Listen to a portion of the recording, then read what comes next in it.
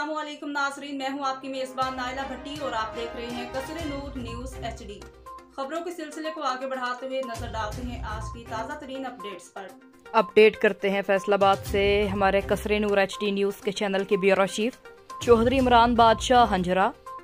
पाकिस्तान मुस्लिम league नून के वज़ीर दाखिला बनाने पर जनाब राना सनाउल्लाह खान को फैसलाबाद में उनके डेरे पर मुबारकबाद देने की तकरीब का इनाकाद हुआ, जिसमें पाकिस्तान मुस्लिम लीग नून मरकजी सीनियर नायब सदर यूथ विंग राना शहरियार, पाकिस्तान मुस्लिम लीग नून PP 115 के सीनियर नायब सदर, इंशाअल्लाह चेयरमैन NH 31 के राना अब्दुल हमीद खान लीगी रहनुमा, राना नवीद खान लीगी रहनुमा PP 114 खुरम शहजाद बेग, साबिका deputy mayor Sheikh Yusuf, engineer Rana Ahmad, Rana Asmatullah, general secretary Mian Ziaur Rahman Yasin और शहर की सियासी और समाजी शख्सियत ने शिरकत की।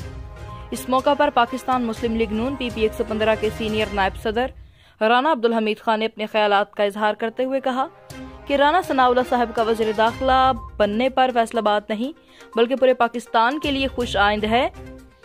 मुस्लिम लीग नून की हुकूमत में इंशाअल्लाह हर गरीब आदमी को रिलीफ मिलेगा।